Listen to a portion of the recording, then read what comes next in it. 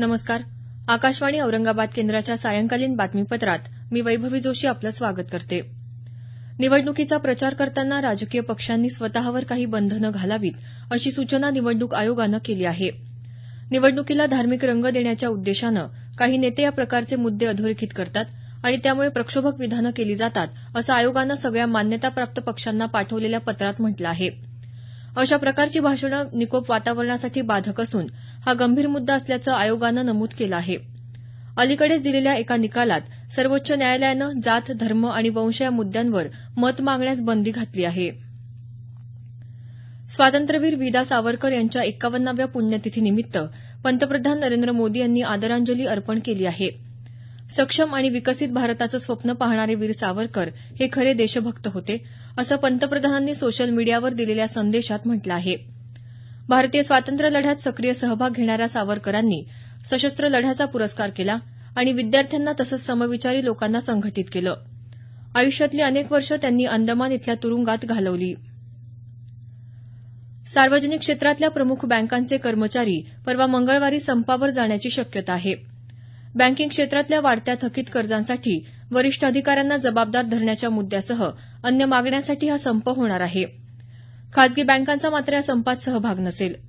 Bank कर्मचारी संघटना आणि बँक व्यवस्थापन संघटनेदरम्यान गेल्या आठवड्यात झालेली चर्चा निष्फळ ठरल्याचं बँक कर्मचारी संघटनेचे सरचिटणीस सी.एच. वेंकटचलम यांनी आज नवी दिल्ली इथं पीटीआयला सांगितलं.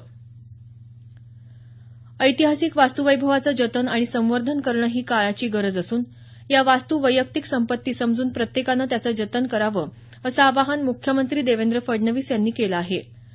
मुंबई इथं एशियाटिक सोसायटी मध्यवर्ती ग्रंथालयाच्या नूतनीकरण केलेल्या सभागृहाच्या उद्घाटनप्रसंगी ते आज बोलत होते.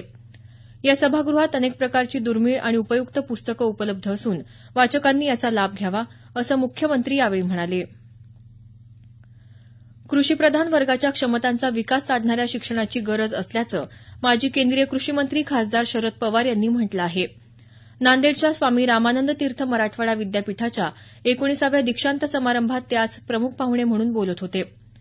कृषी शिक्षणामुळे नवीन संसाधन संपत्ती निर्मितीचे मार्ग उपलब्ध होतील, असं ते म्हणाले.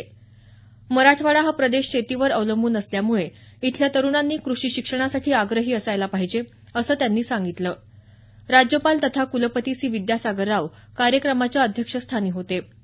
यावेळी पवार यांना राज्यपालांच्या हस्ते मानद डी.लिट. पदवी देऊन सन्मानित करण्यात आलं. पोलीस अधिकाऱ्यांविरुद्धच्या तक्रारींचं निवारण करण्यासाठी येत्या महिनाभरात राज्य तक्रार निवारण प्राधिकरण कार्यान्वित करण्याची सूचना मुंबई उच्च न्यायालयानं राज्य शासनाला केली आहे.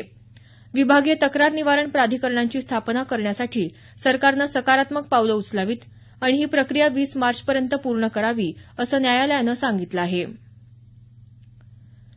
केंद्र सरकारच्या माहिती प्रसारण मंत्रालयाच्या क्षेत्रीय प्रचार संचालनालयाअंतर्गत हिंगोली जिल्ह्यातल्या सिरसम इथं माता, बाल आणि किशोरवयीन आरोग्य या विषयावर 2 दिवसीय राष्ट्रीय जनजागृती अभियानाला सुरुवात झाली आहे. आज पहिल्या दिवशी किशोरवयीन आरोग्य या विषयावर मार्गदर्शन करण्यात आलं.